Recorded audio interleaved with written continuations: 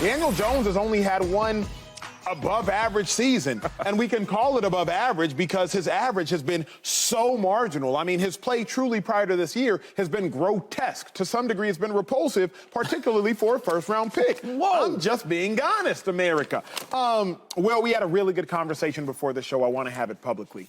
Who's more valuable to the Giants, quarterback Daniel Jones or running back Saquon Barkley? Look at Shady giving you the eye, too. I'll speak freely. Shady, like, I wish you would. Please zoom in on Shady's face. Zoom in on Shady's face, please. I wish you would. It's Daniel Jones, the quarterback. And it's simple, because it's Daniel Jones, the quarterback. I feel like... You serious? Yes. I feel like if you lost Saquon, you're screwed. Same season, if you end up losing Daniel Jones, I can't even say the word. You're done. It's what? Yes. Which is why running backs are struggling to get paid right now, because it's simple. Like, which one's more valuable? It's the quarterback. It's like no question. That is not a hard question. That's not even a question that needs a lengthy discussion. It's obvious. You serious? Okay. Good job. Good job. Boy, is that facetious. I'll go here with this. This should be an easy one. You ever seen I know, it is easy, a boxing match, and after the fight, yeah, it's like it's unanimous. Like, we know who the champ should have won. Yeah. It's Saquon Barkley. It's not even close. First of all, do you know who the backup quarterback for the Giants is? You know who he is? Is it Tyrod? Tyrod Taylor. So you telling me, right? Because the Giants ran the ball a lot with the quarterback. If Daniel Jones, let's say he broke a shoelace, right? This is, be safe. You tell me that Tyrod Taylor can't do what he's doing? I'm not saying he can't. Oh, my God. Anyway, Saquon Barkley is the most impactful player on that team. He's the biggest player on the team. We didn't say impactful. We didn't say impactful. We said valuable. More viable. I think Saquon's the most impactful. Saquon is more valuable. Saquon is the more marketable. You see him on every commercial. You will never see Daniel Jones on any commercials. I look at the offense as a defender. What are we doing, Rick? I'm just saying. I'm going over all the variables. As a defense comes to play the Giants. You think they're really talking about Daniel Jones? I mean, mentioning.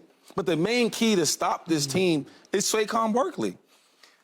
Out of all the offensive players in the NFL, he had the fifth, I think, biggest impact as far as yards-wise, at 28% of the offense for the Giants. That's not just running backs. Yeah, that's on every position. Tight ends, wide receivers, whoever you name, he's fifth out of all the positions. So when you ask who is more valuable, I'm going to take the guy that has 28% of the offense. I'm going to take him. That's fifth most utilized the most in the NFL at any position. Well said. Hate to do this to you, Shade, but I'm on the DJ train as well. And I'm not gonna equate this is ridiculous. Better at his position. He said marketable. What's he doing? Yeah. That matters.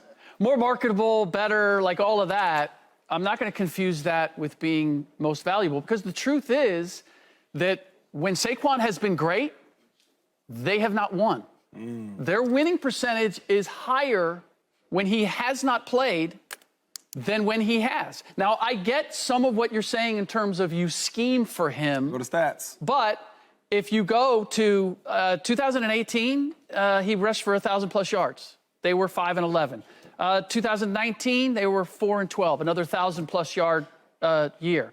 Meanwhile, if you go to 2022, which is when everybody got excited, did not break 1,000, but you know who also ran well was Daniel Jones. When Daniel Jones was a dual threat, that's when they won. That's the first winning record that they've had. So if you're asking me who's more valuable, it's when DJ plays and plays well, it takes them to a place that Saquon by himself can't. So for the numbers real quick, right? Who was the quarterback while Saquon was playing? I don't Eli's last year. Come on, Eli's last year, and then Daniel Jones. Okay, so he was so Daniel Jones was part of these losses that Saquon got. But in the second argument you said, you're talking about Daniel Jones being a run threat, a dual threat, right? Yeah.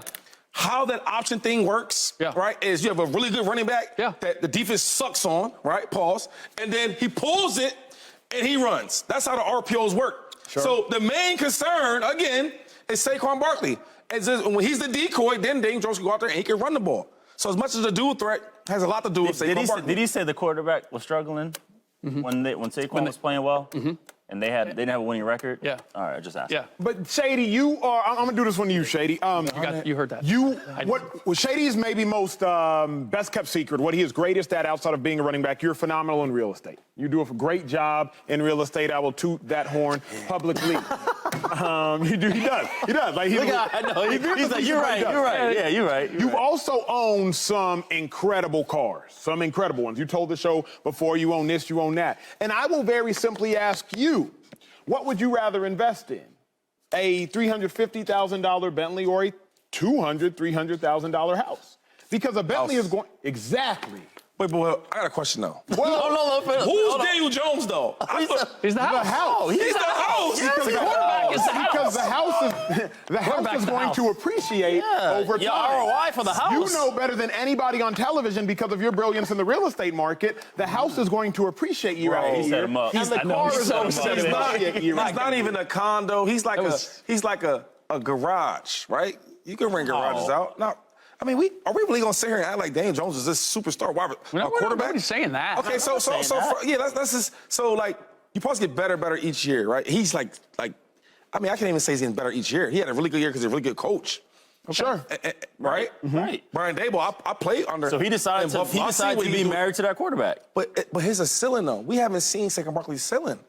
He can these next. I think we have, sir. I don't know though. Sir. These next 3 years, you put him around some players. Shady, but come on, bro. The stuff he did last year with the players he had, like if we sit here just being honest, right? We can't even talk about none of the wide receivers they had, right?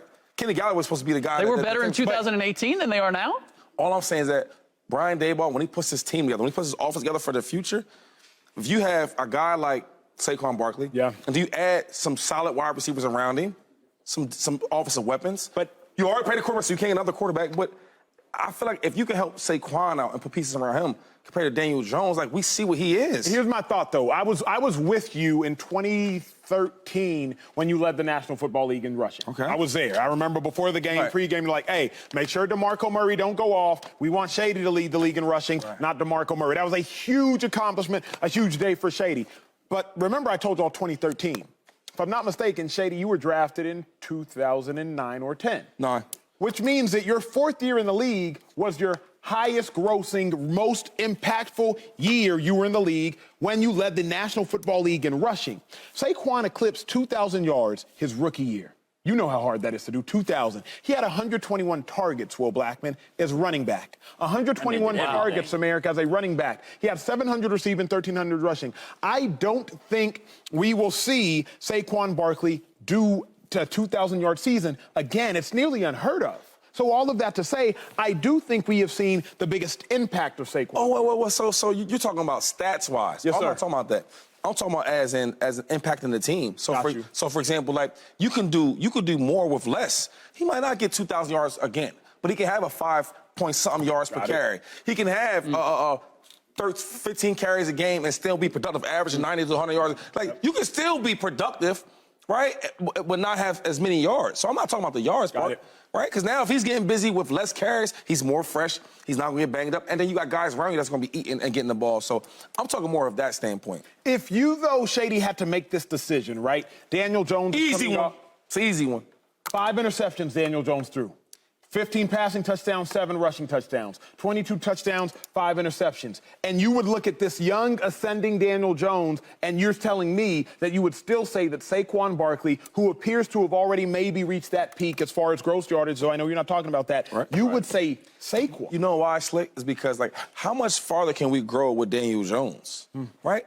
I mean, if you really watch him play, and he did good. I don't want to talk bad about him. He did good, but that was one of the most safe offensive game plans for any quarterback. I mean, it's the same guy that we thought that he shouldn't even be there before the year started. We were saying, wait, what draft pick is the Giants going to take at quarterback because we don't think Daniel Jones is going to be that good. But you got to keep in mind, Come on now. You got to keep in mind, when you bring in a new general manager and a head coach, everyone is getting evaluated. Right. So they felt like they did their due diligence, like, okay, this is our guy. Because I'm sure they came in, quarterback was in question. Yep. I thought when they got hired, I was like, shoot, they might try to maybe trade for Josh Allen, something crazy to get a quarterback there. We were naming, Lamar was even in question to go to New York. Everyone thought of that to fit that mold. And they did all their homework enough to be like, you know what? This is our guy. Yeah. And there was that one turning point moment. forget who they were playing where he snapped on Daniel Jones. It was early in the season. We talk about the third best quarterback in the division. You do know that, right?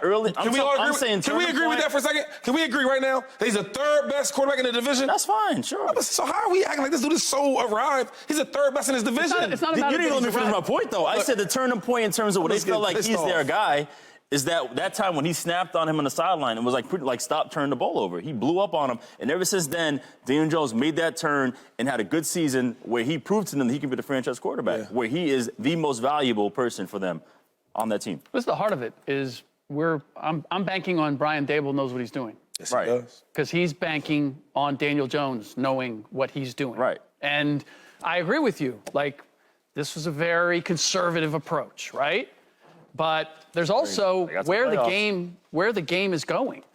And Daniel Jones isn't just a passing quarterback. He's also that threat that with any running back is going to be, and I don't want to disrespect Saquon to say any quarterback, any running back, but the threat of Daniel Jones being able to run the way he did adds something like that to word the threat. equation. He don't like that word Shady, threat. like, because you know, well, Shady, you know well is if I don't have a running back that can one-on-one create an advantage, schematically, I can create an advantage. And Brian Daboll, in my mind, does a great job schematically of creating advantages, even if the running back can't create an advantage. If we can, I want to show you a play because I want to get your feedback on it, Shady. And you brought it up. Let me grab the tablet real quick. This was the Giants versus the Colts. Now, Shady, you know, you got your guy Saquon right here at the bottom of the screen. So everybody knows that's Saquon Barkley. But here's who I want y'all to watch. I want y'all to watch Kwity Paye, defensive end. I want you to watch down safety, Rodney McLeod. Look closely at those two individuals. Now, those two individuals have to account for Daniel Jones and Saquon Barkley. Shady, here's where I want your opinion.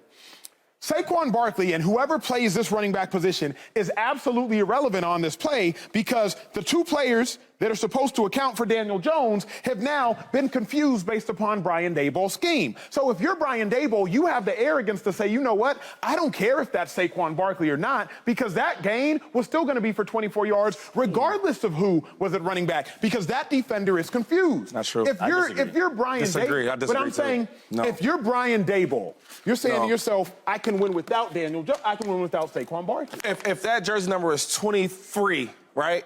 You think that defense is going to be locked in on a running back like that? Not as intended. No, they're not. You know they're not. You know they're not. So you're telling me that Daniel... Let me finish.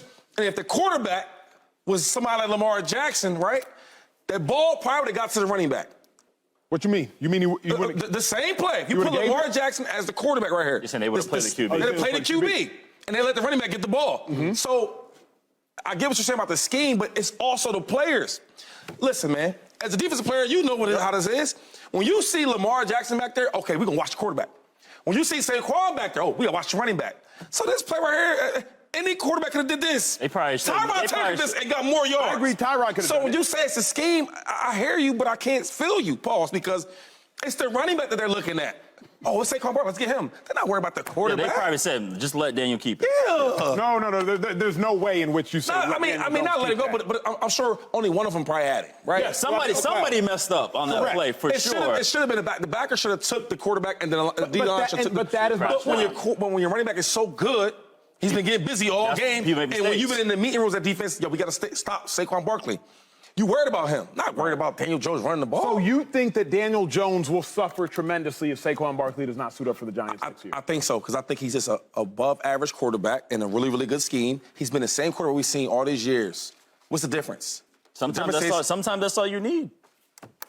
All right, see, this the problem. It's like we've been watching our whole career with Daniel Jones. Now he has a good year with Brian Daboll. Now we think he's all world. But that's what it takes. And to keep it real, like he didn't have a crazy year. He didn't kill it. He just did solid. He was so bad before that we thought he could do nothing but average play. He protected the ball and he won games. I mean, that's a bare minimum. What are we talking about? So when you ask me who's more valuable, one dude has been at elite level as a running back. Right. The other guy has been safe and above average, and we have a conversation about is Daniel Jones going this way or this way? Is Daniel Jones going this way or this way? Right. We all don't know. We do know. He's been here. The Giants just went to the playoffs with him because of him, right? There's a big reason because of him. What's the bigger reason? Who's the bigger reason? Dabo. That's terrible. I just told America, and I told y'all, Saquon Barkley is 28% of the offensive yardage or offensive plays for the Giants. And y'all telling me that this dude is, what are we talking about? That's 5th best in the NFL, any position. Y'all don't care about the stats. What we do care about wins and losses. They don't care about the numbers. Just win, baby. we're just now getting started, y'all. This is Passion as its finest. Well, coming up. Subscribe here to get the latest from Speak, and go watch a few segments from our other shows on FS1.